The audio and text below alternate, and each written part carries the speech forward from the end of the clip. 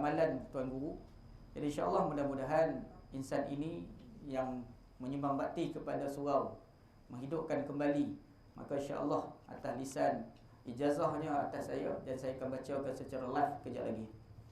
Yang ketiga, tuan-tuan, selepas tu kita akan berselawat ke atas junjungan besar Nabi Muhammad sallallahu alaihi wasallam, dan kita akan baca doa seperti mana yang tertulis muka surat 15, iaitu doa dan selawat dan doa untuk mendapatkan syafaat Nabi sallallahu alaihi wasallam. Jadi hendaklah dibaca, kata guru saya Syekh Ahmad Fahmi Zamzam, dibaca ketika di dalam mengingati Rasulullah SAW, yakni dalam tazkirah Rasulullah, makna dia kuliah maulud. Jadi insya-Allah pada malam ini kita berjaya di surau Dalum, surau Al-Balawi. Jadi kita baca sama-sama. Insya-Allah mudah-mudahan janji Nabi adalah tepat, janji Nabi adalah benar. Nabi tidak pernah berdosa. Jadi insya-Allah mudah-mudahan kita mendapat syafaat Nabi sallallahu alaihi wasallam. Perjalanan pengajian ataupun kuliah pada malam ini adalah tujuan dia pertama, untuk menilai sama ada kita ni betul tak sayang Nabi. Yang kedua, apakah tindakan, cara dan kaedah untuk kita sayang Nabi sallallahu alaihi wasallam. Dan insya-Allah mungkin ini titik permulaan untuk kita berubah menjadi kehidupan kita sayang baginda Rasulullah sallallahu alaihi wasallam. Jadi selepas tu maka kita akan solat Isyak, kemudian ada sedikit jamuan dan bersolat. Insya-Allah ini sedikitlah proses pengajian ataupun program pada malam ini. Jadi tuan-tuan muslim muslimat yang dimuliakan oleh Allah SWT, kita mulakan dengan selawat di belakang muka surat 16. Sallallahu ala Muhammad, sallallahu alaihi wasallam, sallallahu ala Muhammad, sallallahu alaihi wasallam. Ya Nabi salam alaika, ya Rasul salam alaika, ya Habib salam alaika, salawatullah alaika, sallallahu ala Muhammad, sallallahu alaihi wasallam, sallallahu ala Muhammad, sallallahu alaihi wasallam.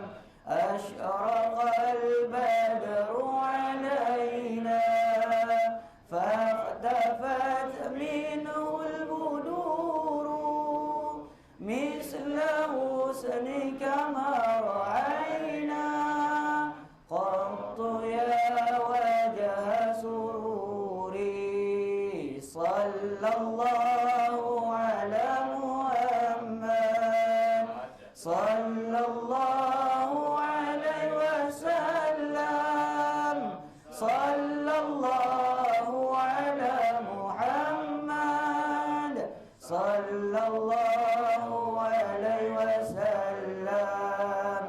Anta syamsun, anta badrun, anta nurun fawqa nuri, anta iksir wa ghali, anta misbahu suduri, sallallahu ala Muhammad, sallallahu alaihi wasallam,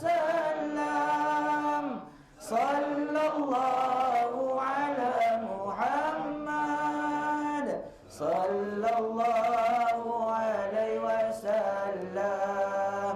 Ya Habibi ya Muhammad, ya arusal qafiqaini, ya muayyad ya mumajjad, ya imam al-qiblataini, sallallahu ala Muhammad, Muhammad sallallahu alaihi wasallam.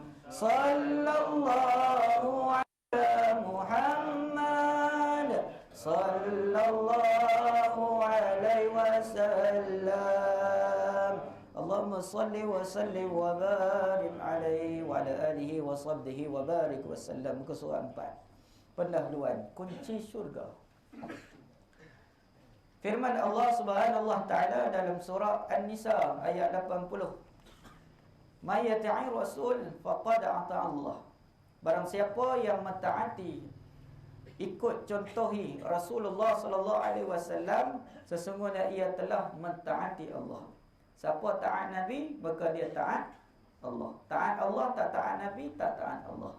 Jadi tuan-tuan muslim muslimat, dalil ni kuat suruh kita ikut Nabi.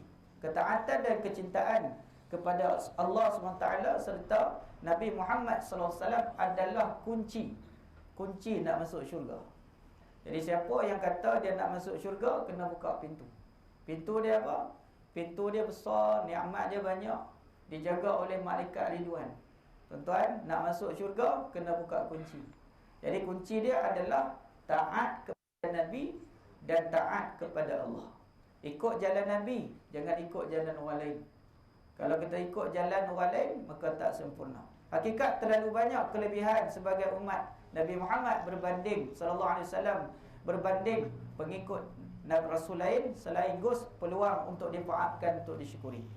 Abu Umamah radhiyallahu an meriwayat Nabi sallallahu alaihi wasallam bersabda, berbahagialah orang melihatku dan beriman kepadaku. Berbahagialah 7 kali bahagia orang yang tidak melihatku walhal dia beriman kepadaku. Maksud, orang yang lihat pada Nabi makna contoh Nabi. Saya nak bagi contoh qauli. Ingatlah tuan-tuan, qauli. Apa dah qauli? Nabi sebut. Nabi sebut. Nabi sebut memanglah tak dengar, tapi sahabat lintaskan. Sahabat yang cerita, sahabat beritahu pada kita. Seperti mana kita sedar, qala Rasulullah kan? Qala Rasulullah kan? Nabi cerita. Mana dia? Tuan-tuan, pertama orang yang bahagia, dia ambil apa yang Nabi cerita. Kedua, dia ambil apa yang Nabi tunjuk. Itu disebut fi'li. Apa dia tuan-tuan? Fi'li. Dan tuan-tuan, dan ketiga, tazkiyah. Tazkiyah. Jadi tuan-tuan muslim-muslimat untuk baik. Firman Allah seterusnya di ayat yang surah Ali Imran ayat 110. Firman Allah, kamu wahai Muhammad ialah sebaik-baik umat dilahirkan bagi faedah untuk manusia. Allah kata apa? Wahai Muhammad, kamu ni ada contoh yang terbaik. Jadi hari ini kita nak contohi Nabi SAW. Tuan-tuan muslim muslimat, ikut rentak saya dalam kitab. Kalau nak baca kitab A sampai Z, pakai kurs 12 lah buku balik. Lepas tu saya laju sikit tuan-tuan. Lepas tu tuan-tuan ada nota, balik boleh baca balik. Ya tuan-tuan, insya-Allah. Baik. Tuan-tuan muslim muslimat dimuliakan oleh Allah Subhanahu wa taala. Kita nak ikut akhlak orang yang hebat ni. Hari ini kita nak cinta Nabi. Allah sebut dalam Quran dalam surah Al-Kalam, wa innaka ala khuliqil azim. Dan sesungguhnya kamu benar-benar budi pekerti, akhlak yang agung. Siapa dia? Tuan-tuan muslim muslimat, tengok nombor 5. Ni hari ini kita sambut baginda Rasulullah sallallahu alaihi wasallam. Saya sebut nama, tuan-tuan bacalah ayat yang tulisan hitam tu, kan? Sebut nama Nabi segan betul tuan-tuan. Baik. Baginda Rasulullah sallallahu alaihi wasallam, nama dia siapa? Muhammad bin. Semangat sikit tuan-tuan, sebab nak sebut nama Nabi ni tuan-tuan. Jangan marah siapa tuan-tuan. Nama baginda siapa tuan-tuan? Alhamdulillah. Lepas ni boleh ingat tuan-tuan. Jangan duk sebut Muhammad. Sebut nama elok-elok. Baginda Rasulullah, siapa sebut nama baginda dapat pahala ampun dosa. Tuan-tuan, sebut nama baginda Rasulullah dapat pahala ampun dosa. Hari ini mari kita sebut sama-sama. Muhammad bin Abdullah bin Abdul Muttalib bin Hashim. Alhamdulillah. Semua umat Nabi Muhammad sallallahu alaihi wasallam. Tuan-tuan, Nabi lahir hari Isnin waktu subuh 12 Rabiul Awal bersamaan 20 April 507 Masihi, kata ulama. Dikenali sebagai tahun gajah. Kerana apa? Tentera Ar-Barhah. Tentera ni siapa tuan-tuan? Iaitu Raja Yaman. Ketika itulah dia naik gajah tu, kemudian nak pergi serang. Maka Allah hantar burung, namanya burung Ababil untuk bawa batu dan jatuhkan pada mereka. Sebab dia nak ingkar kepada Allah. Jadi tubuh tentera Ababil, tentera Abrahah dengan seluruh gajah ada tu seperti ulat yang dimakan, ulat makan daun. Tuan-tuan tengok ulat makan daun macam mana? Macam itulah tuan-tuan. Terakhir di rumah Abu Talib di Mekah Al-Mukarramah. Bapa baginda Rasulullah Abdullah bin Abdul Muttalib bin Hashim. Ibu Aminah, ibu baginda Rasulullah Aminah bin Wahab bin Abdul Manaf. Bagus. Bakat semua cemerlang. Alhamdulillah. Baca tuan-tuan, jangan bimbang. Sebab apa? Sebab ini tak perlu rahsia. Ini semua ada dalam kitab. Siapa pengasuh baginda Rasulullah? Barakah Al-Abshiyah, digelarkan Ummu Aiman, hamba perempuan bapa Nabi sallallahu alaihi wasallam. Ibu susuan pertama Nabi siapa dah?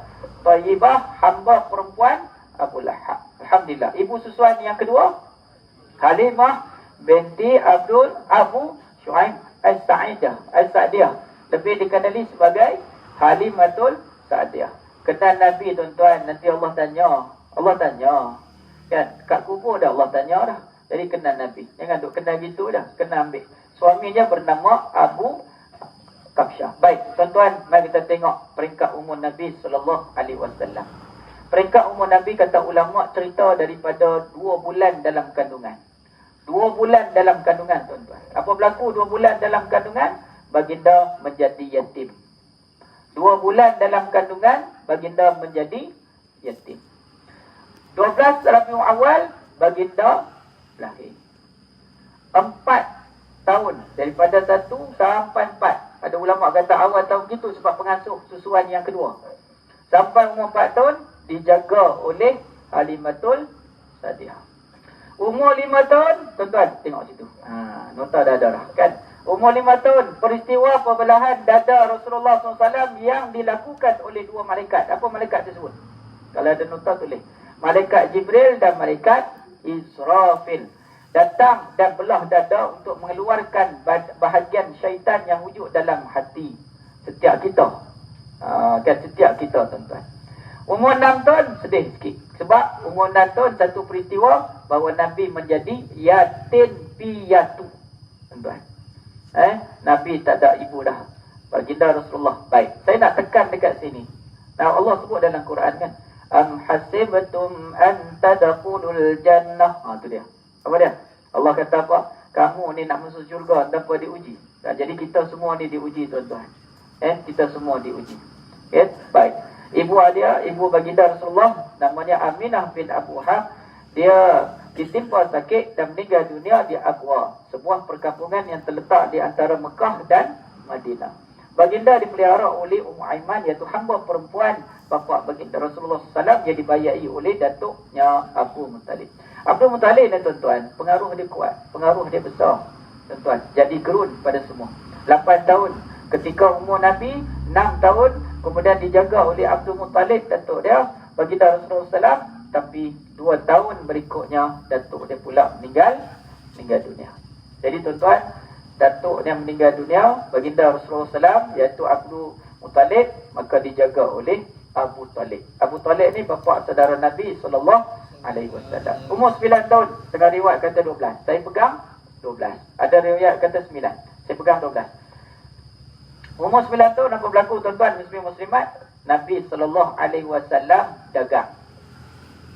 Ada riwayat kata 12 dah mula berdagang. Tapi bagi saya pegang 9. Tuan-tuan tak pegang 9, 10, 12 tak pulang lah. Bagi saya pegang 9 sebab baginda Rasulullah SAW ketika di bawah jagaan atau peliharaan dan bapa saudaranya Abu Talib, baginda Rasulullah SAW telah pun menjaga. Apa baginda menjaga? Baginda kerja sebagai pengembala kambing. Dan Nabi SAW, tuan-tuan muslim-muslimat, tidak pernah di lidah orang kafir Quraisy ketika itu bahawa Nabi ni jahat, Nabi ni tak betul, Nabi ni tak baik, tak jujur, tak. Mereka menggelarkan Nabi sebagai Al-Amin. Di penghujung ketika Nabi berdakwah, mereka kata Nabi penipu. Ni dia, orang Arab Quraisy. Jadi tuan-tuan muslim-muslimat, 9 tahun Nabi SAW bekerja. Ketika umur 12 tahun, pakcik baginda Rasulullah SAW, siapa dia? Abu Talib. Tengah kemah-kemah unta. Dia tengah kemah unta. 200 orang yang akan pergi ke Syam berdagang, bawa barang jaga. Abu Talib memang peniaga. Dia ni businessman. Sejak daripada muda. Jadi memang orang menjaga.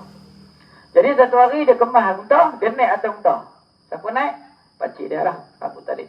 Ketika naik tu tuan-tuan, tiba-tiba datang anak kecil. Umur lebih kurang 12 tahun. 11-12 tahun datang. Tarik. Kan, baju apa? Baju Abu Talib. Kata apa? Nak ikut. Maka melihat wajah yang indah ni, tak apalah, jom. Siapa dia? Muhammad bin Abdullah. Jadi Muhammad pun naik ikut. Naik atas unta sama dengan pakcik dia. Tuan-tuan, ke Syam tuan-tuan. Syam tu bukan dekat. Tuan-tuan. Kata ulama mentafsirkan perjalanan daripada Mekah ke Syam 900 km. Naik unta tuan-tuan. Bukan ada kereta. Naik unta. Apa lagi kapal terbang. Syam tu sekarang di mana tuan-tuan? Di Syria. Lebih tepat di Damsyik. Itu lebih tepat lah. Tuan-tuan. 900 km. Sebulan pergi, sebulan balik. Tuan-tuan, pendek cerita. Bila sampai di satu tempat, di satu wilayah Syam. Nama dia adalah Basrah. Basrah ni dia banyak pokok. Salah satu pokok disebut pokok sahabi. Pokok sahabi tu tuan-tuan boleh google lah kalau tuan-tuan nak tengok. Ya, kalau saya buka, kalau di sekolah-sekolah, saya ceramah, saya buka slide, bagi tunjuk anak-anak. Macam tuan-tuan ni dah banyak pengalaman. Jadi, mungkin tahu dah pokok tu macam mana kan. Jadi ada satu pendeta, orang Nasrani, dia duduk. Dia kira dia duduk zikir lah. Kira dia duduk tengok orang lalu. Itu kerja dia lah, tuan-tuan. Sebab dia kata dalam pengamatan dia, dalam pengetahuan dia, akan lahir seorang Nabi akhir zaman. Maka ciri-ciri dalam pengamatan dia tu, awan dia lindung. Nombor 2, cahaya matahari tak kena. Jadi satu rombongan Abu Talib datang daripada Arab. Maka mereka singgah satu pokok. Nama pokok tu Sahabi. Mereka berkumpul lah dekat situ untuk rehat dalam perjalanan nak pergi ke Syam. Sebab Syam ni dia besar. Salah satu wilayah ada Basrah. Bahara ni dia satu tempat yang kering kontang, tuan-tuan. Kemudian bayangkan tuan-tuan muslim-muslimat, ketika mana mereka berteduh, Abu Talib dengan Rasulullah duduk satu tempat, tapi mereka duduk pada Abu Talib tolak Nabi. Budak kecil kan? Dia tolak Nabi. Tolak Nabi kena cahaya matahari. Apa berlaku? Pokok tadi tu tuan-tuan, dia turun. Dia halang cahaya matahari kena pada Nabi. Mulia ada akhlak Nabi. Sangat mulia, tuan-tuan. Kemudian dia pergi berjumpa dengan Allahumma salli ala Sayyidina Muhammad. Abu Talib, dia kata, ni siapa? Anak buah aku. Oh gitu kan cerita. Apa kata pendeta ni? Jagalah anak ini kerana satu saat nanti dia akan membawa kebaikan bagi umat. Tuan-tuan muslim-muslimat, maka sedarlah Abu Talib, anak yang kecil yang dibawa tu membawa kebaikan. Baliklah berdagang, cerita mudah lah tuan-tuan. Pada umur 20 tahun tuan-tuan muslim-muslimat, Nabi terlibat dalam peperangan. Dia panggil peperangan Fijar ataupun Fujar. Yang mana Bani Hashim ketika itu tuan-tuan muslim-muslimat yang dimuliakan oleh Allah SWT tengah berperang, tuan-tuan. Maka dia berlangsung lebih kurang dalam tuan-tuan, umur Nabi 14 hingga 15 tahun, kata ulama. Nabi berperanan mengambil anak panah musuh, tuan-tuan, ketika itu. Bayangkan umur semuda itu telah pun masuk dalam peperangan. Umur 25 tahun apa berlaku, tuan-tuan? Umur 25 tahun Nabi pergi balik ke Syam. Tuan-tuan, umur 25 tahun ni banyak ustaz-ustaz cerita Nabi kahwin. Betul lah Nabi kahwin. Tapi sebelum berlakunya perkahwinan, apa berlaku dulu tuan-tuan? Nabi diminta oleh Siti Khadijah untuk bawa barang Nabi pergi ke Syam. Jadi kali kedua Nabi pergi ke Syam. Kali pertama umur berapa tahun? Umur 12 tahun. Kali kedua 25 tahun. Bila Nabi SAW pergi sana, ditemani oleh seorang pembantu Khadijah. Nama dia adalah Maisarah. Tuan-tuan muslim-muslimat, Maisarah ni lelaki, orang suruhan Khadijah. Jadi dia teman, dia tunjuk jalan lah. Jadi Nabi SAW menjaga laku dan Alhamdulillah. Jadi tuan-tuan muslim-muslimat dimuliakan oleh Allah SWT. Nah, bila balik tu, Khadijah cakap pada Maisarah. Dia kata, aku sudah pun memiliki 4 ciri yang ada pada wanita, yang pada lelaki yang aku suka. Tuan-tuan, Khadijah ni comel tuan-tuan. Comel. Cantik tuan-tuan. akhlak Khadijah ni sampai orang nak minang dia. Tapi dia ada 4 syarat. Pertama, dia orang baik. Lisan setiap orang kata dia baik, aku suka dia lah. Kedua, dia ni bijak.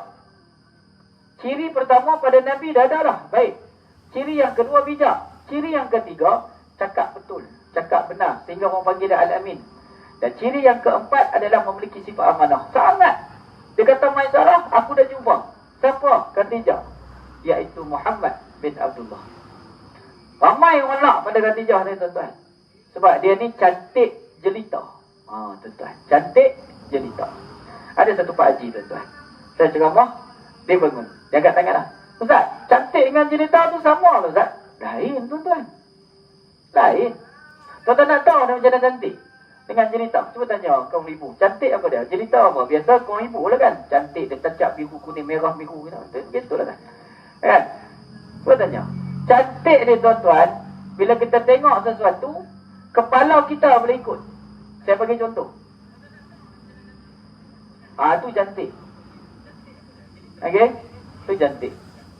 Habis Ustaz, suami akak tengok tak cantik lah. Tak apa suami akak tak cantik. Mereka bagi cantik. Jadi, sama Haji, sama. Saya faham, sama. Oi, ada ciri ke pada isteri? Ada? Yang pertama? Bagus. Allahu Akbar. Jelita ni, kita dah habis tengok dia, masih terkenang. Tuan-tuan tengok dalam Musab Janggut tu. Tahu cerita Musab Janggut? Yang dia peluk patung dekat tangan sawah padi tu. Oh, Puspawangi. Tu dia peluk. Kan? Yang menteri-menteri dia nak makan tangan, asal makan tangan kiri, tangan kanan. Sebab cium, pegang tangan Puspawangi. Terkenang-kenang. Itu jelita. Cuba tanya suami, awak ada tak ciri tu pada saya? Tanya. Aduh. Siapa tak nak Khadijah? Orang yang cantik je jelita. Tuan-tuan. Yang kedua, Siti Khadijah ni kaya raya. Dah lah kaya, raya pula. Apa maksud kaya? Kita boleh dapat dengan tidak melihat harga. Itu kaya. Apa dia raya? Tidak memikir langsung tentang sudut kekurangan. Jadi kaya raya. Sebab itu kalau kita tengok raya, suasana raya, tak ada yang kurang, tak ada, semua sama. Orang miskin, orang kaya sama. Tu dalam lagu, miskin kaya sama. Sebab tu disebut raya. Raya ni makna dia tak ada langsung keinginan kekurangan. Siapa tak nak? Yang ketiga, Khadijah ni berpengaruh dan dia ni Masya Allah berpangkat. Siapa dengar Khadijah, Mr. Woman yang hebat. Tuan-tuan. Kemudian Khadijah ni dia janda. Tak janda nak berapa tak? Ada yang tanya. Ada dia tanya. Tak janda nak berapa? Ada bagi nak tengok kenapa? Sebab ada yang pinang saya, dia janda pula. Janda nak 4. Sama lah. Makcik tu pun pinang pakcik. Janda nak 4 pula. Kahwin berapa kali? 2 kali. Siapa nama suami pertama? Abu Halah bin Zahra At-Tamimi. Yang kedua, Atiq bin Abib bin Abdullah bin Makhzumi. Janda 2 kali kahwin. Berlakulah peristiwa, dia pergi jumpa Maisarah pergi jumpa seorang sahabat namanya Nafisah. Nafisah ni pergi jumpa Nabi. Dia pergi jumpa Nabi, dia tanya, wahai Muhammad, Khadijah sangat suka dengan kamu. Apa pendapat kamu? Nabi Muhammad kata, Alhamdulillah, saya pun bahagia. Itu ayat dah. Alhamdulillah, saya pun bahagia. Maka Nabi Muhammad SAW pergi jumpa pakcik dia. Pakcik dia nama Abu Talib. And the gang, pakcik-pakciknya lah. Begitu. Pakcik dia ni pergi Pinang. Tu yang disebut tu, nombor 7.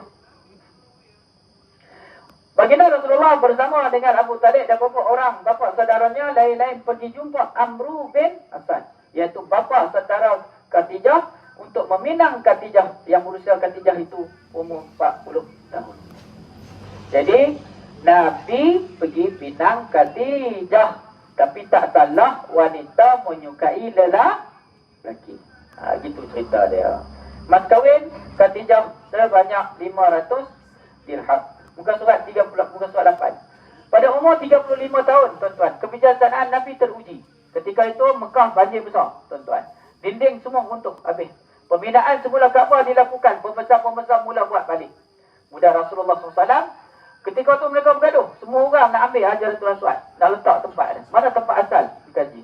Kemudian baginda gunakan kebijaksanaan baginda Rasulullah SAW, dan baginda Rasulullah SAW mereraikan pernikahan mereka dengan mengambil serban, letak baju, letak Hajaratul Aswad dekat dalam tu, angkatlah sama-sama pada tempat dah. Bijak tak Nabi? Bijak. Pada umur 40 tahun, tuan-tuan muslim-muslimat, Nabi ketika itu tak mampu melihat. Sebab apa? Masyarakat Arab Quraisy ketika itu, dia buat benda tak baik pada Kaabah.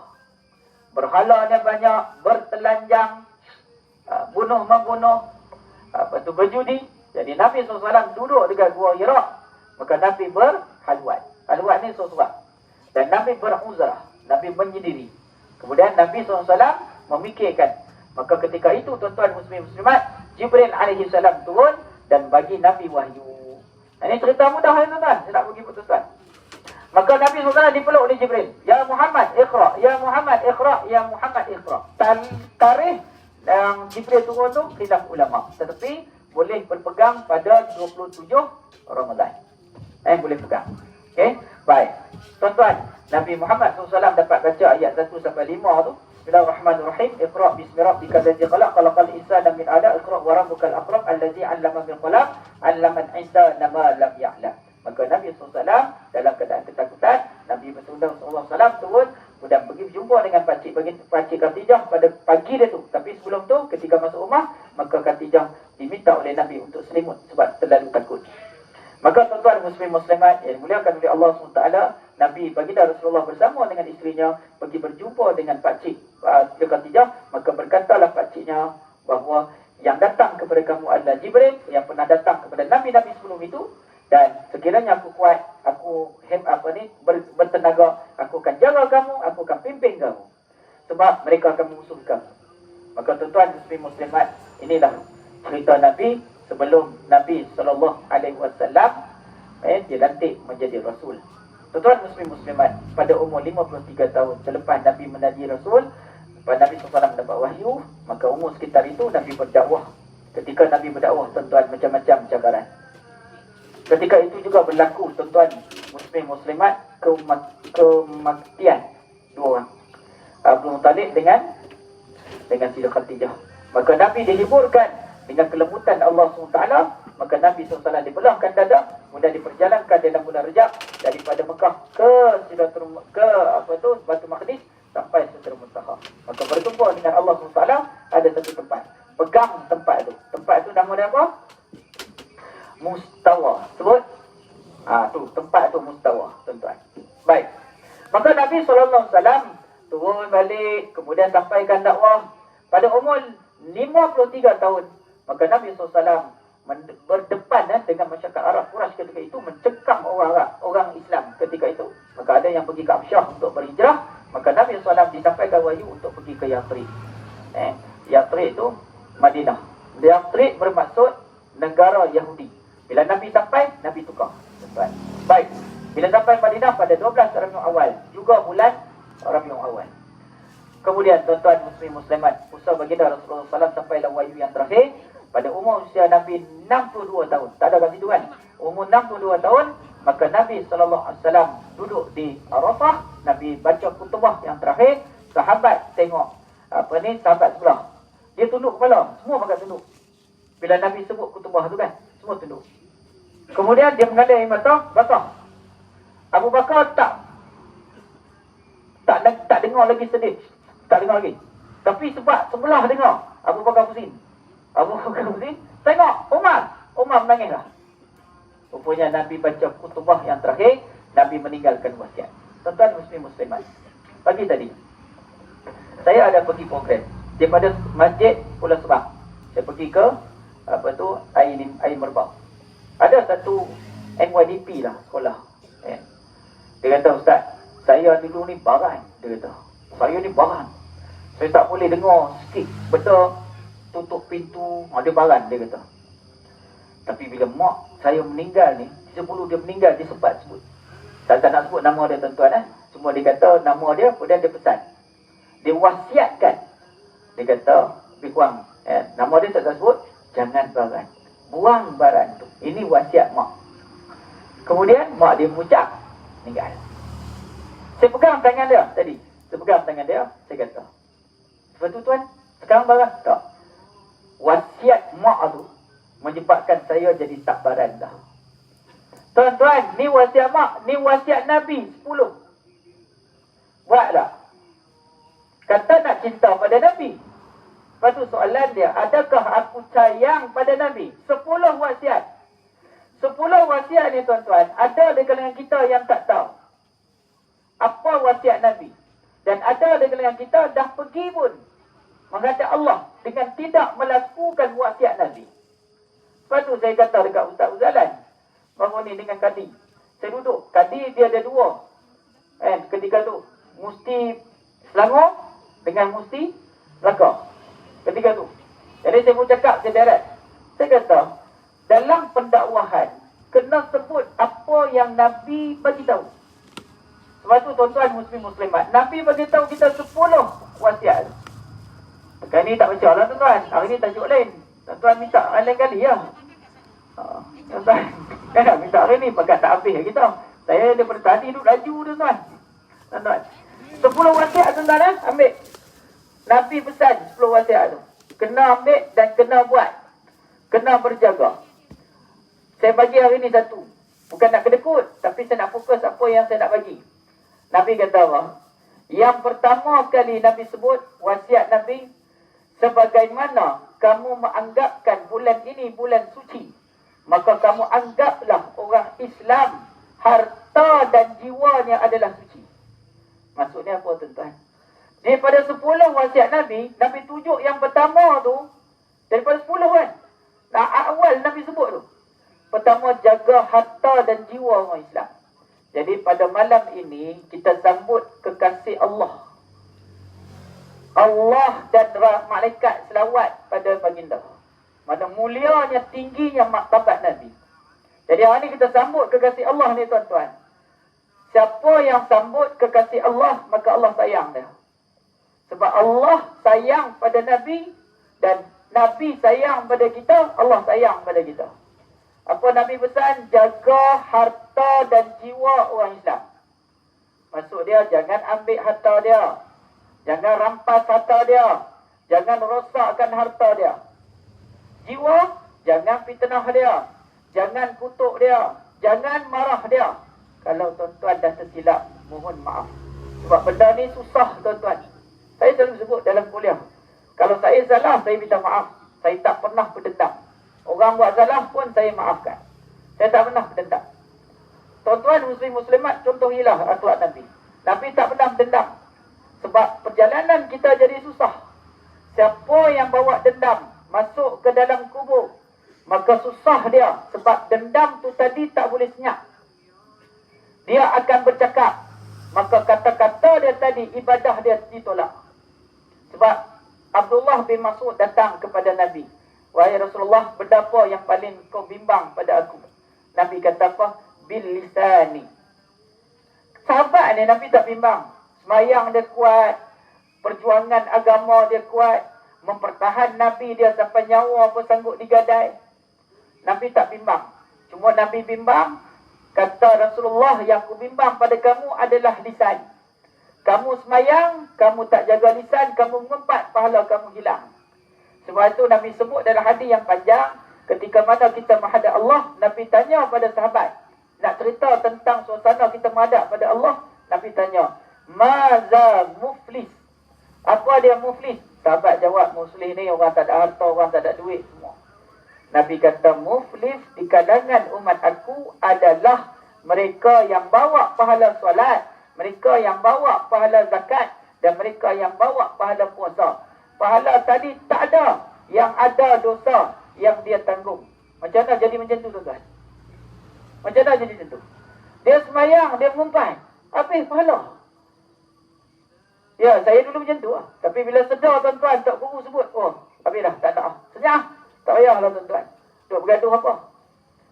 Sebab hilang pahala. Tuan-tuan, Malaikat maut yang jaga dalam kubur tu bukan satu tapi dua. Macam mana nak ngadap? Malaikat maut yang ada dalam kubur tu dua. Munkar dan Nakir. Macam mana nak menghadap? Malaikat Israel tiup segala-gala. Dia dimatikan, kemudian dia hidup balik. Untuk tiup kali kedua. Malaikat Jibril bagi wahyu daripada Adam sampai baginda Rasulullah SAW. 124,000 Nabi. Malaikat Israel cabut nyawa. Satu. Malaikat Mikail bawa rezeki. Satu. Tapi malaikat muka langkir berada dalam kubur ni tuan-tuan. Dua. Takkan kita nak bawa dosa tuan-tuan? Takkan kita nak bawa dosa tuan-tuan? Jadi sepakatlah. Kawasan ni sepakat. Tak payah duk bergaduh, tak payah fitnah-fitnah. Sebab memudahkan urusan. Ingat lagi arwah Haji Malik. Sahabat tuan-tuan. Dia kalau tak ada, dia jemput saya masjid. Surau Gadis Dalam. Sampai datang rumah naik motor dengan isteri dia. Dia cerita tentang satu hal yang saya tak boleh buka secara umum. Tuan-tuan pun dah tahu dah cerita dia, saya faham. Tuan-tuan berpengalaman, tuan-tuan lagi lama tu tempat ni. Cerita dia macam mana. Menggigil, menangis tuan-tuan. Dia menangis tuan-tuan. Saya pegang tangan dia, Haji. Maaflah. Tak boleh Ustaz. Dia buat ke anak saya tu zalim sungguh. Saya kata maafkan. Sebab perjalanan haji akan mudah bila dia maafkan. Tak bolehlah saya buka cerita tu tuan-tuan. Saya fikir dan tuan-tuan semua tahu siapa dia. Tak perlu kita buka secara umum. Tapi Alhamdulillah sebelum dia meninggal. Saya tahu waktu saya ceramah di Masjid Gadis. Saya pernah sebut malaikat. Jadi malaikat Malik pengurusi Masjid Gadis kata Haji Malik ada di hospital. Itu yang saya tahu. 2 hari 3 hari meninggal. Itu yang saya tahulah tuan-tuan. Tapi sebelum tu sempat jumpa dia. Dia kata, Ustaz, saya dah maafkan. Saya pula yang menangis. Mudah-mudahan urusan haji mudah. Kenapa? Sebab Nabi pernah sebutkan ada 7 tanda mereka yang malaikat maut akan datang pada dia. Salah satu tanda tadi ada pada Haji Malik. Tuan-tuan nak tu tanda tu. Tuan-tuan buka muka surat 17. Apa kat situ? Ada tanda dekat situ. Apa tanda dia? Muka surat 17. Ada tak tanda dia? Ada. Iaitu kuliah subuh tentang kitab kematian. Datang tuan-tuan. Ampun, kerja senang kat semua nak tahu. Datang. InsyaAllah dapat tahu tanda dia. Buka surat balik. Jangan marah tuan-tuan. Jangan marah. Saya faham semua bukan sibuk. Ada orang jumpa saya, dia kata Ustaz buat malam. Ustaz malam tak sempat. Tak ada masa tuan-tuan. Alhamdulillah. Kitab ni, tuan-tuan beritahu tuan-tuan, Datuk Muhammad, Mufti Imam Besar Masjid Negeri pun mengajar kitab ni. Dalam satu grup jemaah saya yang mengajar kitab ni dah pun meninggal. Tuan-tuan.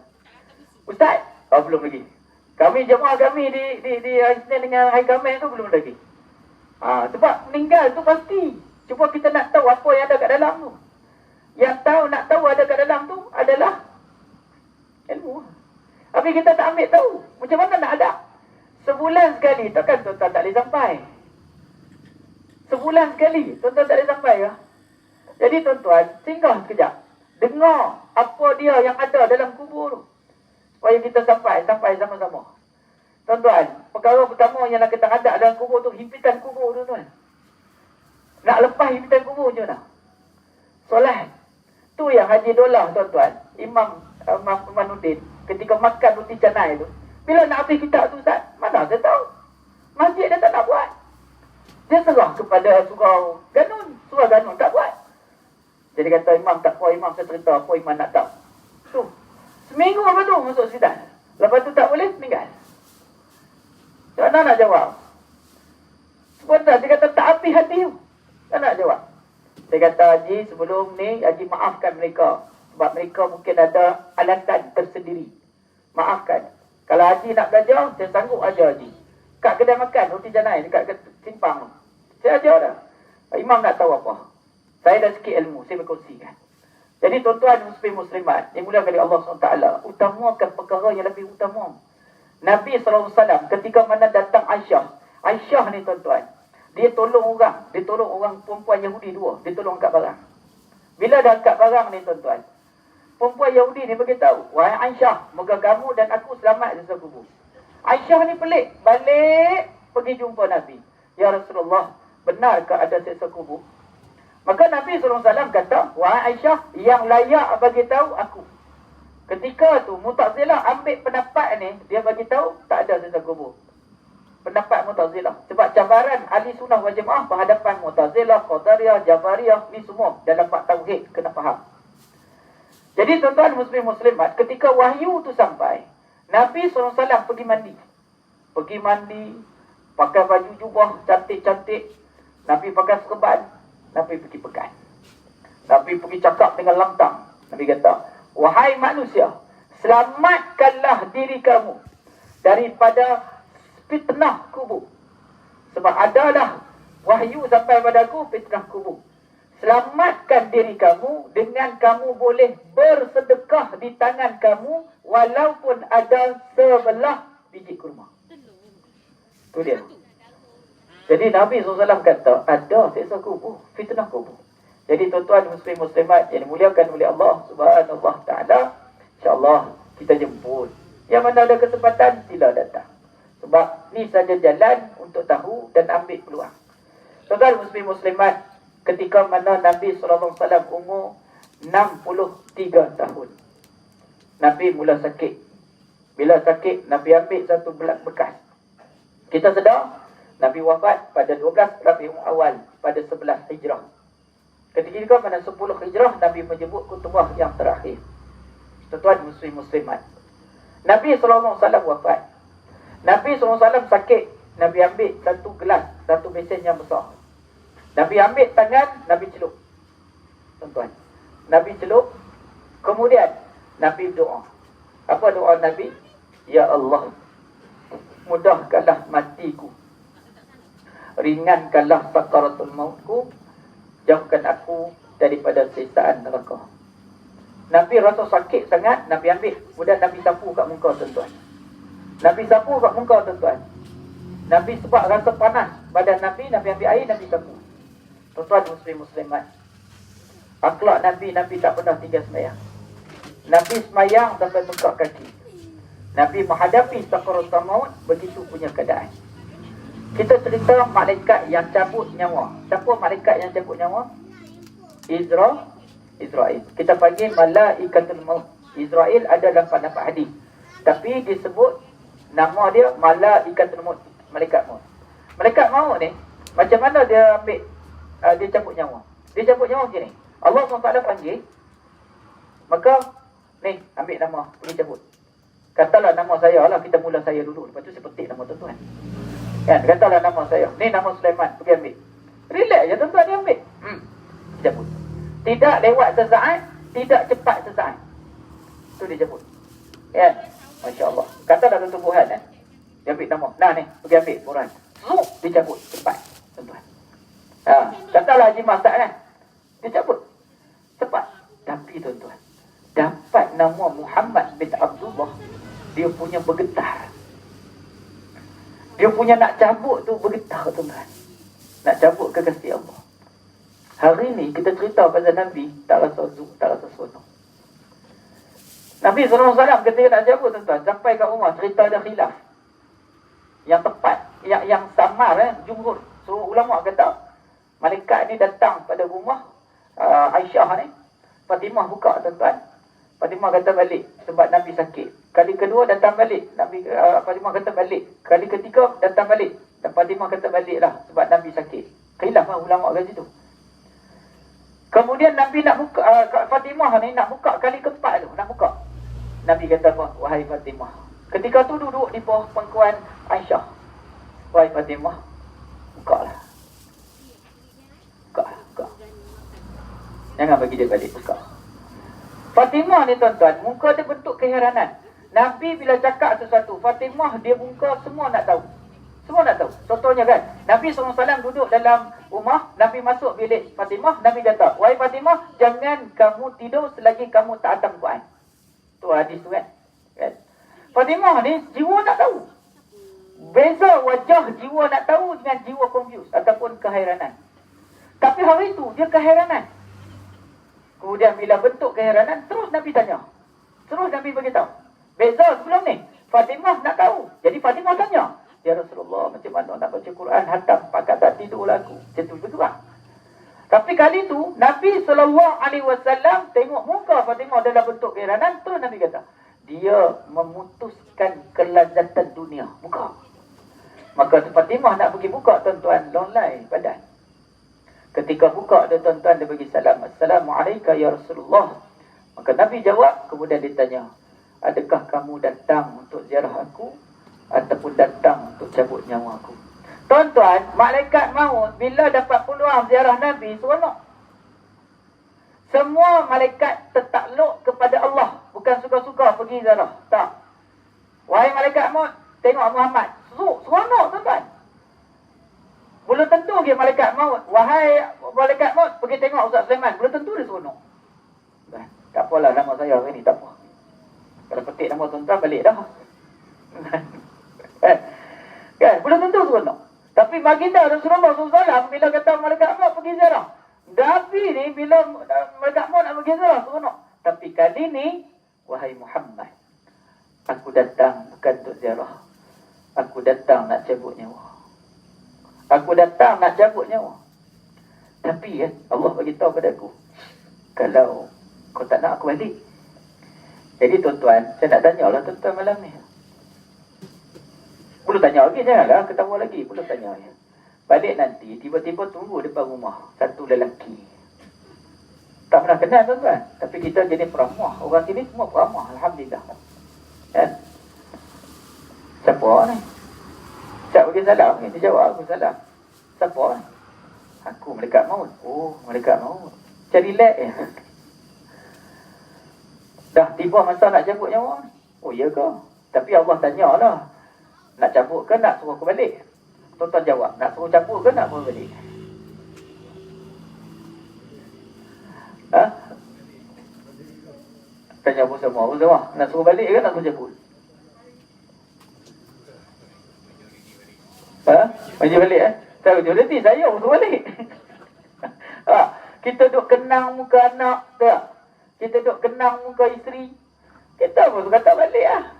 Nanti dulu. Bagi aku tinggal wasiat dulu. Bagi aku cium anak dulu. Sebab malaikat mau datang, dia tak lewat sesaat dan tak cepat. Sesaat. Kalau kita kata cabut, dia cabut terus. Dan tak sempat tengok. Jadi, balik lah. Apa berlaku? Nabi SAW cinta pada umat. Tidur ingat umat. Pergi berdakwah ingat umat. Macam mana seksa pun ingat umat. Tapi Nabi nak tinggalkan umat. Tentu tak fikir. Adakah Nabi tak sayang umat? Tentu tak fikir. Betapa Nabi sayang pada kita. Nabi kata apa? Wahai malaikat maut, boleh cabut nyawa aku. Tapi tolong panggil Jibril. Maka Jibril sampai, tuan-tuan muslim muslimat yang dimulakan oleh Allah SWT. Maka Jibril pun beritahulah cerita macam mana. Wahai Muhammad Jibril, ni hari aku dekat dunia ni. Hari aku dekat dunia ni. Tolonglah beritahu apa yang disediakan. Maka Jibril cakap, wahai Muhammad, dah telah disediakan tu. Dalam perjalanan, kita Al-Mu'aid, kita buka kita. Dia diperjalankan semua malaikat sudah tunggu. Malaikat sudah pun tunggu. Maka Nabi jawab, bukan itu maksud aku. Apa yang jaminan untuk tinggal kepada umat aku? Apa jaminan ditinggal kepada umat aku? Maka tuan-tuan muslim muslimat, Jibril bagi tahu bahawa kita yang pertama. Tuan-tuan sebut sajalah apa pun, kita yang pertama selepas kematian. Bangkit, kita yang pertama. Jalan, kita yang pertama. Kumpul, kita yang pertama. Hisab, kita yang pertama. Timbang, kita yang pertama. Titi sirat, kita yang pertama. Apa tu? Masuk syurga, kita yang pertama. Maka Nabi seronok, tuan-tuan. Nabi kata apa? Sila. Waktu Nabi kata, Syabri, sila. Maka Jibril kata, oi, dia tu lebih kurang lah, nak marah pada malaikat maut. Kau cabut nyawa dia selembut-lembut. Maka kata malaikat maut, wahai Jibril, aku pastikan aku cabut nyawa dia selembut-lembut dan tak pernah aku cabut selembut itu. Ketika pada Nabi SAW dicabut nyawa, tuan-tuan, Nabi kata apa pada malaikat Jibril? Ya Jibril, sakit. Kekuatan Nabi itu kuat. Sakit. Kekuatan Nabi Jibril sakit. Dalam riwayat cerita, Nabi pusing kepala. Malaikat Jibril ni dia pusing. Wahai malaikat Jibril, hari ni hari aku. Kenapa kau tak tengok aku? Kau segan kau nak tengok aku? Kata Jibril, aku tak sanggup melihat kekasih Allah disambut dengan begini. Jadi tuan-tuan muslim-muslimat, Nabi orang balas, Nabi orang buat jaya pada Nabi, Nabi tak balas. Nabi sembahyang malam sampai bekak kaki. Nabi akhlak bagus. Pedang dah ada kat sini dah. Pedang kat sini. Tiba-tiba Nabi sebut Allahu Akbar, pedang musuh tu jatuh. Nabi ambil pedang, Nabi letak atas apa? Atas leher dia pula. Sekarang siapa boleh tolong kamu? Siapa boleh tolong? Yang kat tepi tu semua, contohnya Hati Umar, lagi ganas. Jadi dia letak dekat leher, siapa? Tapi Nabi sifat pemaaf. Orang Narjan ni tuan-tuan, dia pegang ni, dia bagi kat Nabi. Ya Rasulullah, ni hadiah kepada kami. Tarik letak belakang. Nabi tak macam ni. Orang Badui ni tuan-tuan datang, dia tarik ni. Kaum Narjan ni tuan-tuan, dia punya kaum ni sejuk. Jadi dia pina daripada kulit kambing tu, kerah.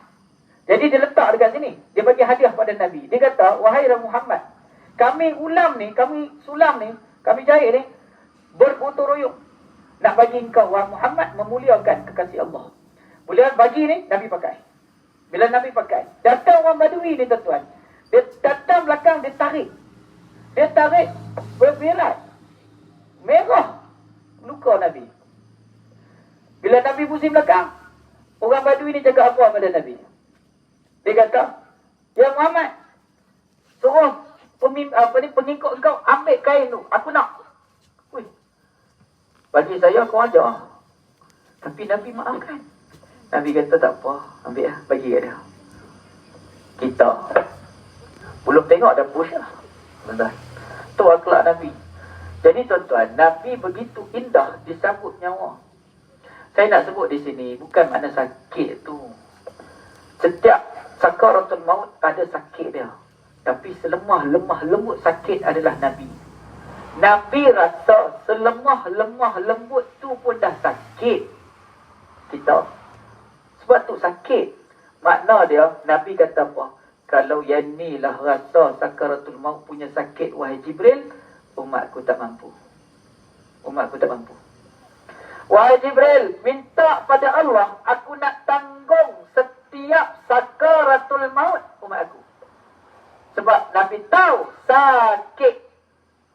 Hari ni kita buang pahala, kita tak nak kumpul pahala, kita cipta dosa, kita buat maksiat, kita mengumpat, kita cerita hal orang.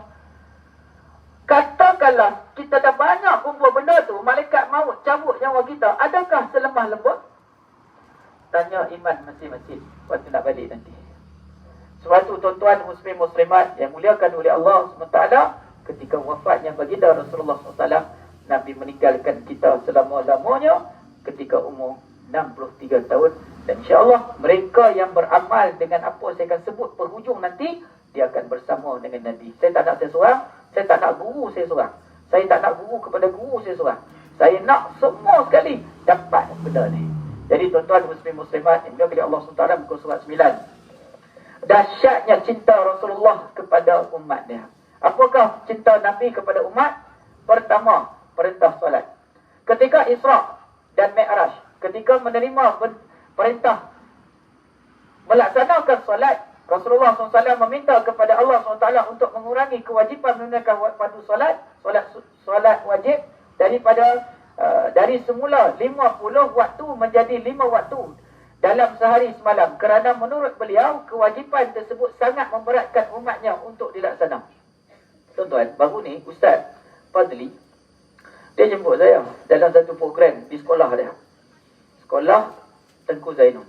Dia cerita dah tadi dekat subuh tadi kan, dekat Pulau Sebang.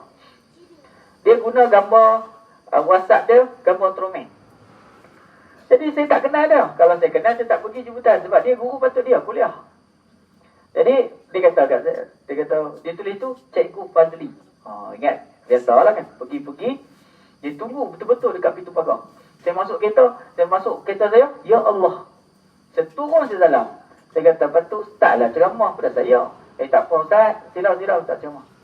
Kemudian saya cerita bab ni, adik, Nabi sayang kita. Nabi sayang kita sebab Nabi tahu kita tak mampu nak buat. perintah solat 50 waktu seronok tak Nabi seronok? Sebab Nabi sanggup dan Nabi sangat cinta ketaatan kepada Allah. Nabi SAW bila naik sampai ke Sidratul Muntaha, daripada Mekah sampai ke Palestin, diteman oleh Jibril. Naik dekat Palestin sampai di atas. Sampai di atas kan, Mi'raj. Sampai di atas, teman Jibril. Tapi ada satu tempat, Jibril tak boleh naik. Jibril tak boleh naik. Bila Jibril naik, dia kata, aku binasa. Jadi, Nabi Muhammad naik seorang-seorang. Bila Nabi naik seorang-seorang, dapat wahyu tu. 50 waktu. Jadi, Nabi seronok. Bila Nabi turun, dapat pandangan daripada Nabi Musa. Dia kata begitulah. Riwayat kata cerita begitu. Jadi tuan-tuan muslim-muslimat, Nabi ni akhlak dia bagus. Sebab setiap kali jumpa para Nabi di langit, apa berlaku? Mula-mula jumpa Nabi Adam. Nabi Adam cakap apa? Engkau anak yang baik dan engkau adalah Nabi yang mulia. Sampai kat Nabi Idris, Nuh, Soleh, Al-Fatah. Sampai. Begitu juga berjumpa dengan Nabi Ibrahim. Duduk bersandar di Baitul Ma'mur. Kaabah malaikat. Pun sama. Wahai Muhammad, engkau anak yang baik dan engkau adalah Nabi yang mulia. Rupanya bila sampai di sana, dia dengar nasihat pada Nabi tu. Dia kata, umat kau tak mampu, wahai Muhammad, minta naik balik. Nabi sanggup menghadap Allah. Tuan-tuan, saya ulang. Nabi sanggup menghadap Allah sebab baginda tahu umat tak mampu buat. Betapa cintanya Nabi kepada kita, Nabi naik balik. Nabi minta. Allah bagi tahu kepada Nabi, baik, potong 5. Jadi berapa? 45. Turun balik. Turun balik, sepanjang turun tu dalam kitab Fawaid sebut, kita boleh. Tak apalah, aku naik balik. Naik balik. Untuk kita tu kan. Untuk kita ni. Nabi naik balik. Jumpa lagi Allah. Allah kata apa? Tak apa. Ambil 340. Berapa kali tuan-tuan? 9 kali turun naik untuk kita. Hari ni Allah bagi 5 tak nak buat. Hari ni Allah bagi 5 buat main-main. Hari ni Allah bagi 5 kita tak bersemangat. Hari ni Allah bagi buat 5 kita main-main. Jadi tuan-tuan, solat bila kita buat dengan betul, taat pada tempat dia, cinta pada solat, dialah cinta Nabi. Siapa yang tak utamakan solat, dia tak cinta Nabi.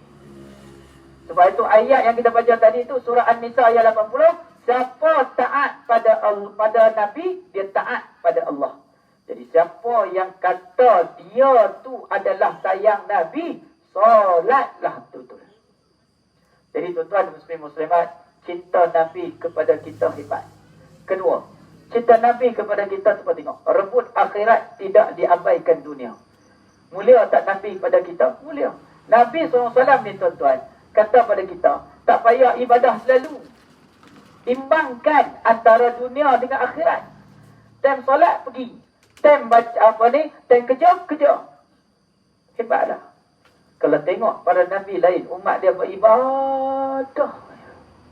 Tapi baginda Rasulullah minta pada Allah. Jadi imbangan solat tadi. Seperti mana berlaku dalam satu riwayat, Rasulullah SAW meminta pada sahabat untuk menurunkan tali dipasang oleh isteri baginda Rasulullah SAW untuk disandar. Sebab mereka tu ibadah. Rasulullah kata, lepaskan tali itu, hendaklah kalian selesai sesuai dengan kemampuan kalian. Jika letih, duduklah sekejap. Hadir riwayat Bukhari. Jadi makna dia, tidaklah kita diminta solat. Ya. Mana boleh buat kerja lain. Hebatnya Nabi sayang pada kita.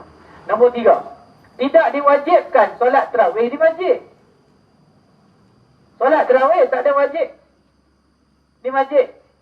Tak ada wajib. Ya, cuba tengok hadis tu. Hadir riwayat Bukhari dan Muslim. Aku melihat apa yang kalian lakukan semalam. Tidak ada yang menghalangku untuk keluar. Kecuali kerana aku takut akan diwajibkan kepada kalian. Cerita macam mana? Di bulan tarawih ni, bulan Ramadan ada solat tarawih. Tidak diwajib. Mana mereka memilih sama ada nak solat di masjid atau di tempat lain. Tapi bagi saya, ulama kata, rugilah siapa solat tempat lain. Jadi solatlah di masjid. Seterusnya, nombor 4. Ini yang akhir lah, insyaAllah. Nabi berdoa sampai Allah terima doa Nabi. Pernah satu ketika Rasulullah SAW menangis sepanjang malam sehingga subuh. Nabi menangis untuk umat, tuan-tuan. Nabi menangis untuk umat. Dalam solatnya ketika membaca surah Al-Ma'idah, jika engkau seksa mereka, sesungguhnya mereka adalah hamba-hambamu. Dan jika engkau mengampuni mereka, sesungguhnya engkau maha perkasa lagi maha bijaksana. Dalam doa tersebut, Nabi sebut, umatku, umat aku, umat aku. Nabi SAW berdoa sampai menangis, tuan-tuan, untuk kita. Untuk Allah ampunkan dosa kita. Ketika ditanya Jibril, Rasulullah menceritakan kebimbangan pada umat baginda terhadap siksaan neraka. Atas keterangan tersebut yang disampaikan oleh Jibril, Allah meredai Nabi Muhammad untuk memberi syafaat kepada umatnya yang masih mempunyai keimanan walaupun sebesar biji sawi. Tuan-tuan, Allah pernah hantar malaikat. Jibril tanya, engkau nak diberi syafaat ke? Memberi syafaat ataupun mengampunkan dosa umat? Ulang balik, tuan-tuan. Jibril datang, Allah tanya pada Muhammad, engkau nak beri syafaat pada umat, Allah bagi izin kau dapat beri syafaat pada umat, ataupun nak Allah ampunkan dosa umat kau? Tuan-tuan, Nabi pilih yang mana? Nabi pilih? Ya, Nabi pilih syafaat. Jadi kalau betul Nabi pilih syafaat, tuan-tuan, mari kita tanya, ada tak kita berusaha untuk dapat syafaat Nabi? Jom kita tengok muka surat sebelah. Orang yang betul-betul sayang pada Nabi, dia berselawat kepada Nabi. Hari ini tuan-tuan dah berselawat belum? Alhamdulillah. Buka muka surat 2. Mengamalkan sunnah Nabi. Hari ini amal tak sunnah Nabi? Dia tak cakap, mungkin tak tahu. Mari kita buka muka surat 13. Pagi tadi solat tajuk dah? Alhamdulillah, amal sunnah Nabi. Tadi sebelum matahari terbit, lepas subuh baca Quran tak? Amal sunnah Nabi, bagus. Siapa tipu dosa. Nombor 3. Jangan tinggal. Siapa pagi tadi solat subuh di masjid? Ada tak solat subuh di masjid? Alhamdulillah. Surah sama lah, Cik. Sama lah. Sama. Dengan di pasal sudah. Yang keempat, pagi tadi siapa solat duha? Solat tak? Alhamdulillah. Mana dia? Tuan-tuan amal sunnah. Tuan-tuan, hari ni dah sedekah belum? Tabung ada, bubuh. Jangan segan silu. Tuan-tuan. Okey? Baik. Nombor 6 dan. Tuan-tuan, hari ni ada kekal lah wudu. Ada? Kejap lagi ada yang bangun ambil solat, ambil air wudu. Yang ketujuh, hari ni tuan-tuan muslimat dah buat istighfar ke belum? Alhamdulillah, mana tuan-tuan dah amal sunnah? Selesai. Boleh ya tuan-tuan? Kekal kan? Kita nak di kawasan kita ni, Gadik ni, amalkan. Gadik ni besar lah, Pulau Sebang pun Gadik juga. Kan? Tu kan? Tu Gadik kan? Besar lah. Sebab saya tengok ni ramai daripada jemaah-jemaah lain ni. Bangun tajud, tu sunnah Nabi. Nombor 2, baca Quran sebelum subuh. Sebelum terbit matahari. Yang ketiga, utamakan solat di subuh. Solat subuh berjemaah di masjid. Utamakan. Sebab kalau tuan-tuan tengok, kuliah subuh saya banyak. Saya campur diri. Tapi kadang-kadang hangus juga. Okey. Nombor 4, solat duha. Amalkan solat duha. Nabi suka solat duha. Yang kelima, Nabi suka sedekah. Hari-hari Nabi sedekah. Sehingga kan Nabi tak ada apa. Baju Nabi kaya tu kan. Kan ulama kata, Nabi ni ada baju. Sehelai baju menyamai 134,000. Baju satu helai. Menyamai 43 unta. Baju Nabi. Kaya lah. Tapi Nabi SAW jiwa lebih kaya dengan bersedekah. Sehingga kan dapur Nabi berapa bulan tak berasak. Tuan-tuan. Kayanya Nabi bagi sedekah. Kan Allah sebut dalam Quran Al-Hazib, tatajafa junubuhum 'anil madadi'i yatawuna rabbahu khawfan wa tama'an wa mimma razaqnahum yunfiqun. Wahai Allah, balik aku kat dunia, aku nak bersedekah. Balik aku ke dunia, aku nak bersedekah. Balik aku dunia, aku nak sedekah. Allah tanya kenapa? Sebab aku dah tengok orang yang ada dapat sedekah ni, dia sedekah dekat dunia ni, dia seronok dalam tu. Aku teruk kena zezah. Allah kata apa? Dalam riwayat dia cerita, dah lah duduk dia diam. Dulu waktu kat dunia kau tak nak sedekah. Ni kau dah duduk dalam, kau nak sedekah. Banyak cantik, duduklah. Tapi kita yang ada ni belum masuk lagi, nak sedekah ke tidak? Cakap betul-betul, nak sedekah ke tidak? Tabung ada. Tidak bubuh. Tuan. Jangan simpan. Agak dia. Dia kalau tak didik, tak mendidik. Nombor 6, tuan-tuan. Terus menerus kekalkan wudu. Ada tu, tuan-tuan. Dia nak tidur, tuan-tuan. Kita nak tidur, amalan nak tidur apa, tuan-tuan? Kita ambil wudu. Tu ada satu Pak Haji tu. Bergaduh suami isteri depan saya. Bergaduh ke suami isteri depan kat klinik. Dia kata dia lah, Ustaz, saya tak penat pergi ambil wudu. Dia tu tangan jalan. Kau nak tidur lah. Apakah kita buat apa? Kita tak kekalkan wudu. Tidak. Lepas tu suami akak macam mana? Dia peduli apa? Wudu betul. Siap. Dia bunyi dengan kentut sama. Dia betul kan? Dia cerita tu. Saya tak main-main. Betul cakap. Saya kata, Kak, tak payahlah ambil wudu. Mana usah? Kita kena tidur dalam keadaan wudu. Habis tu suami nak pegang. Itulah, dia pegang apa?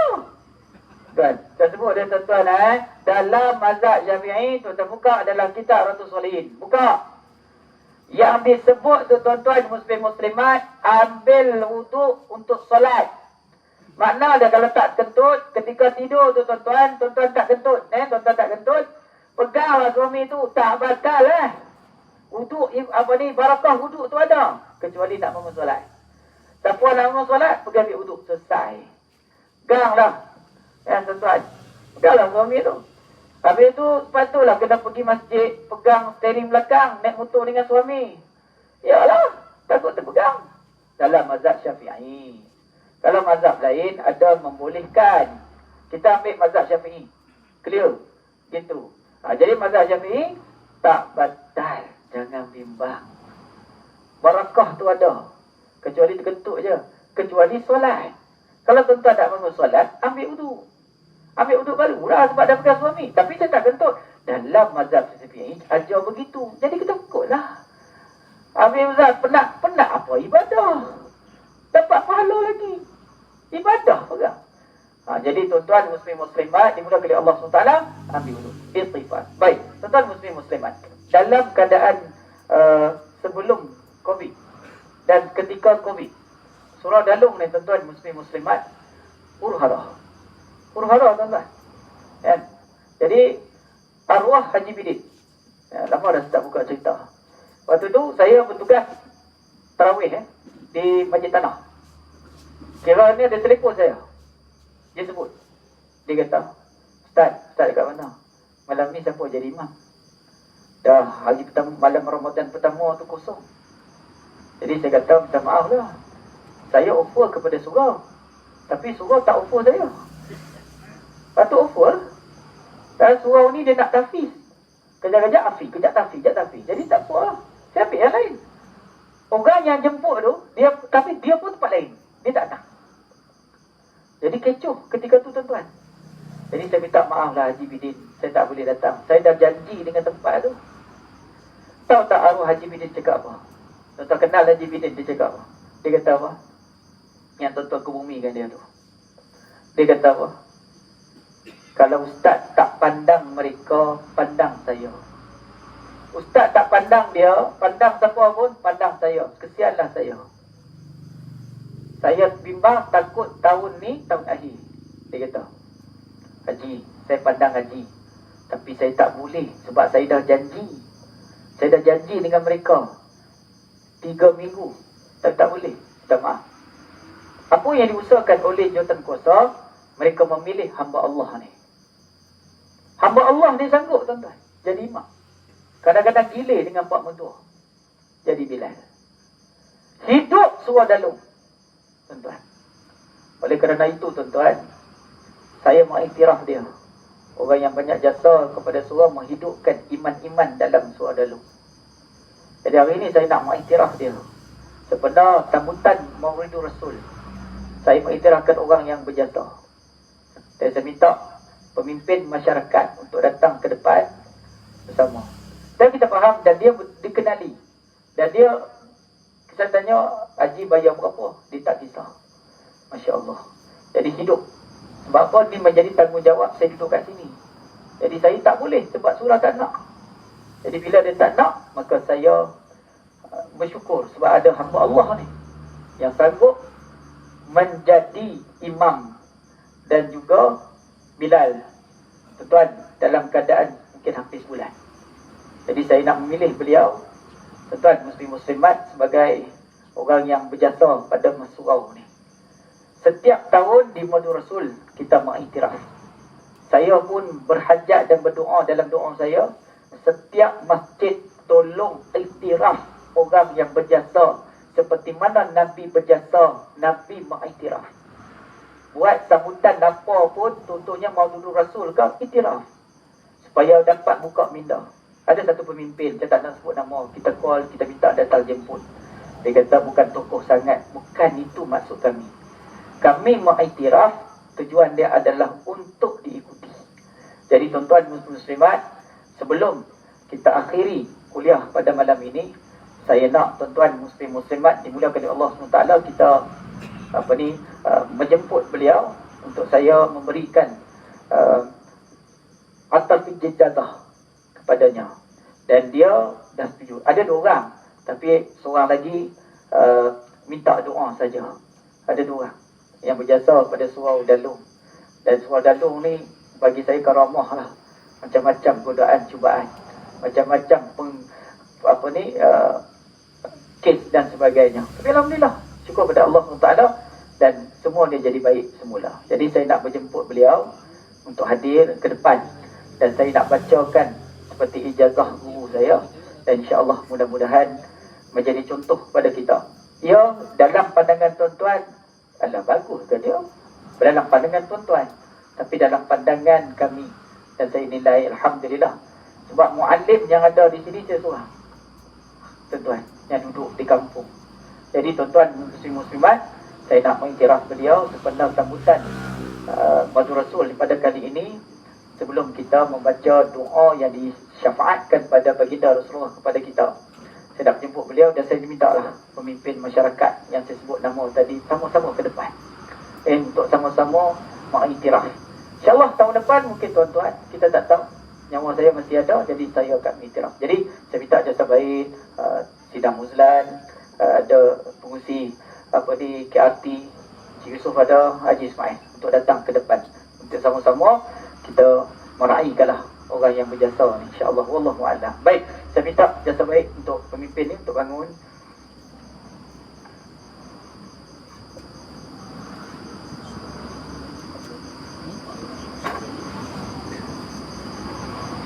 Baik. Alhamdulillah, insya-Allah pada kali ini saya boleh boleh ya, insya-Allah. Baik. Baik, alhamdulillah, insya-Allah lah. Saya faham semua orang dah kenal beliau. Nama dia Tuan Haji Abdullah bin Manaf. Sila tuan. Alhamdulillah, kita berselawat. Sallallahu ala Muhammad, sallallahu alaihi wasallam, sallallahu ala Muhammad, sallallahu alaihi wasallam. Ya Nabi salam alaika, ya Rasul salam alaika, ya Habib salam alaika, salawatullah alaika. Allahumma salli wa sallim wa barik ala setiap.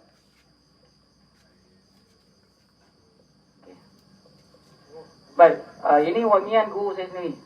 Okey, jarang saya pakai, mudah-mudahan berkat insya-Allah. Bismillahirrahmanirrahim. La yadhurru ma'asmihi fil ardi wa la fis sama' wa huwa as-sami'ul 'alim. A'udzu billahi minasyaitonir rajim. Bismillahirrahmanirrahim. Allahu latifun bil 'ibadi yarzuqu man yasha' wa huwal qawiyyul 'azim. Allahu latifun bil 'ibadi yarzuqu man yasha' wa huwal qawiyyul 'azim.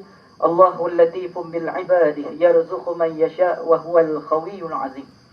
Am hasibtum an tadkhulul jannah alam nashrah laka sadrak wa wada'na anka wizrak alladhi anqadha dhahrak wa rafa'na laka dhikrak fa inna ma'al 'usri yusra fa inna ma'al 'usri yusra fa inna ma'al 'usri yusra inna ma'al 'usri yusra fa idza faraghta fansab wa ila rabbika farghab. Sadaqallahul 'azim.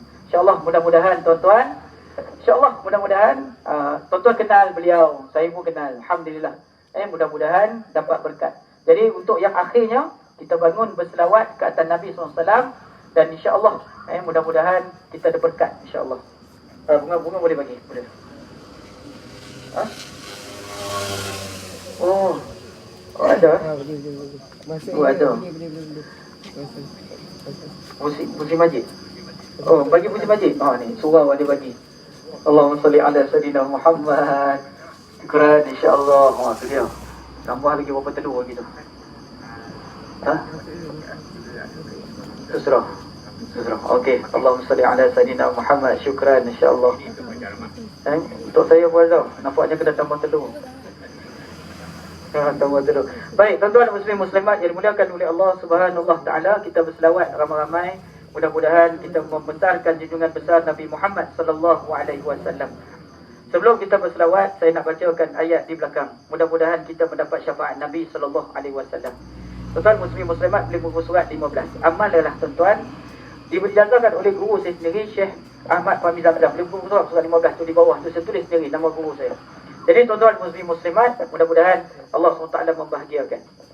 A'udzubillahi minasyaitonirrajim. Saya baca dulu tuan-tuan kali pertama. Pada kita baca semua kenyang bersama. Boleh ya? Saya baca dulu kali pertama. Bismillahirrahmanirrahim. Allahumma salli ala sayyidina Muhammad wa anzilhu al-maq'adal muqarrab 'indaka yawmal qiyamah. Ya Allah, rahmatilah Nabi Muhammad dan tempatkanlah baginda pada kedudukan yang hampir di sisimu pada hari kiamat. Sabda Nabi SAW, sesiapa yang membaca makhumnya, Ya Allah, rahmatilah Nabi Muhammad dan tempatkanlah baginda pada kedudukan yang hampir di sisimu pada hari kiamat, wajiblah syafaatku pada dia.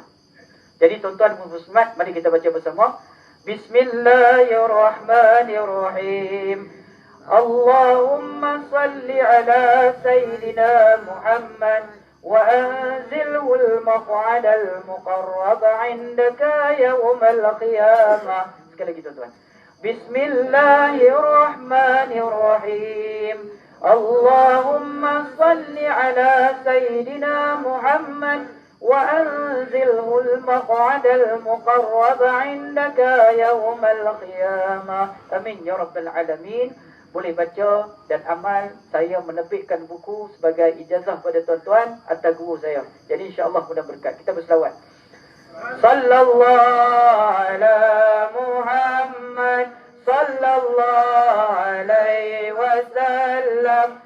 Sallallahu ala Muhammad sallallahu alaihi wasallam. Ya Nabi salam alaika, ya Rasul salam alaika, ya Habib salam alaika, salawatullah alaika, sallallahu ala Muhammad sallallahu alaihi wasallam, sallallahu sallallahu alaihi wasallam.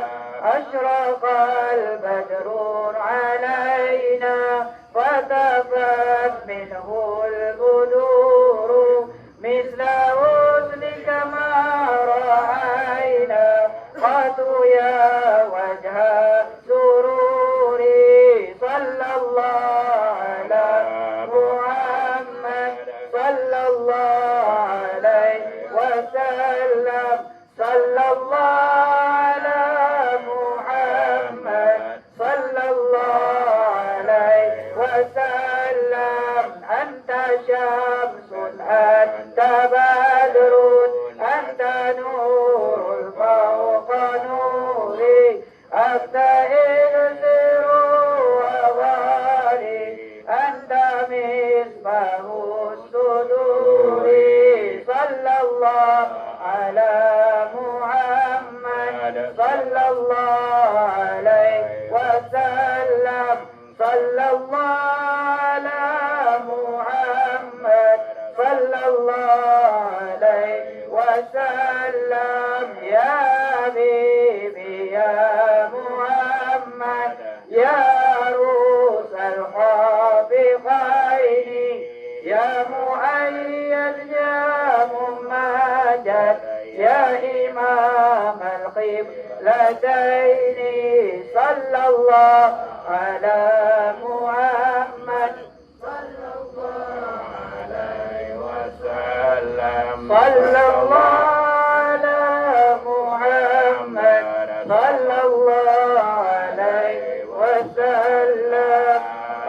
salli wa sallim wa barik alaihi. Dengan berselawat tadi maka berakhirlah sambutan kuliah Mahdhur Rasul peringkat surau Al-Balawi.